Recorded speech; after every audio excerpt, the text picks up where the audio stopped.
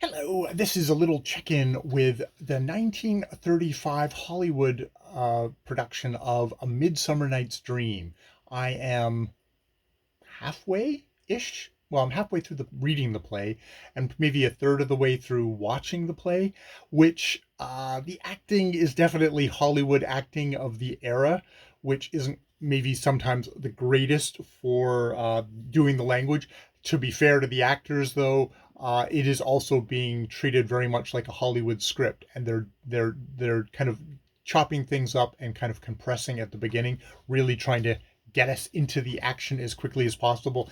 And it's the dictates of cinema. They're not going to have somebody just declaiming, standing there and declaiming for 4 or 5 minutes. That would break any kind of the Hollywood kind of click click click pacing that you need. And especially for kind of what's going to be a light frothy kind of comedy, is definitely how they're playing it, which is, not an invalid way of playing Midsummer Night's Dream. The real star here is most definitely the music, the set design, the special effects, I suppose, of the time. We've got some stuff that I would not be out of place if this was in Technicolor. It would completely be the Wizard of Oz. Like, I can see you go from this and go, oh, wouldn't this be cool in color?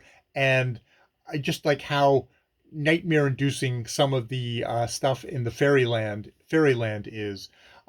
You've also got the dresses of Hermia and Helena are just these gorgeous, sumptuous, showing off the decollage very nicely dresses. Um, Helena gets some good stuff in.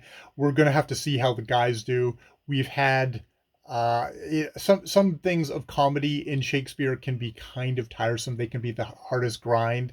And I will see how it goes with Cagney. Cagney definitely playing kind of like a a a pompous idiot ass version of Bottom the Weaver, which is appropriate.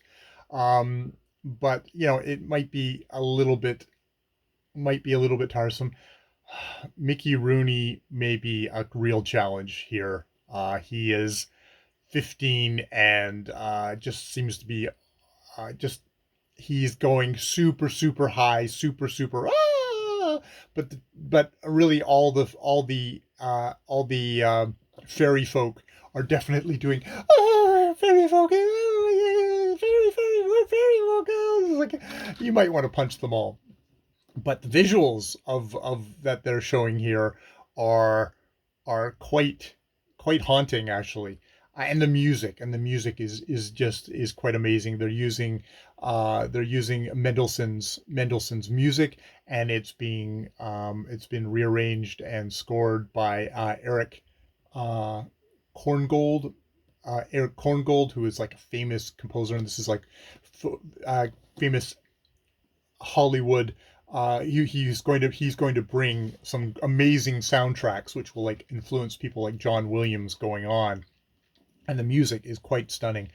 I think what my plan is to do is to try and scoop as many pictures as I can online, and also maybe to just use a camera and see if I take pictures of the screen, if there's certain things I would like to capture, see how that goes. If that works, get a whole bank of that together, so then I can do a video on Midsummer Night's Dream, have the pictures kind of spread out in my mind of like, oh, what I would like to use, and then paste them up on the screen to just really give that kind of the sense of it, while at the same time just kind of giving my impressions of this play yet again. The fickleness, the chance nature, the how love is is changeable. There's maybe there is a without from not in the bonds of marriage, there is a changeable nature to love, which can be kind of frightening. Of There's no fixed like affection between people, perhaps, and that marriage is kind of put forward as the way of making a bond, which doesn't really isn't something that we have we don't have that as much. There's probably still there's a psychological thing of I've married this person, so I'm going to make a bit more of a commitment. That doesn't necessarily mean for everyone. And you know, if you find out you're incompatible, I'm all for that not happening. But yeah, those are some vague thoughts that have come to mind so far on this watch of A Midsummer Night's Dream, this watch and this read of A Midsummer Night's Dream. I'm trying to read it and then watch because boy, they're just slicing and dicing for their own purposes, which is I find is quite wonderful. The acting not so much, but just like getting that energy, getting that like we're just gonna do. We want to do quick scenes. We want to get it, and then we'll put it out of order if we need to. Yeah, we're gonna run stories kind of concurrently at the same time versus one story, then the next story, then the next story. We're speeding things up. And there will be. The play itself starts mixing things up, so it's not it's a quicker beginning. All right. I will leave it there. Yeah, high points are Oberon, the guy that they're playing Oberon, just how his general kind of dark kind of like satanic majesty. Um, the the fairies, the Titania of just gorgeous blonde hair, and I mentioned Helen Hermia and their kind of shimmering gowns. The guys are kind of dopes.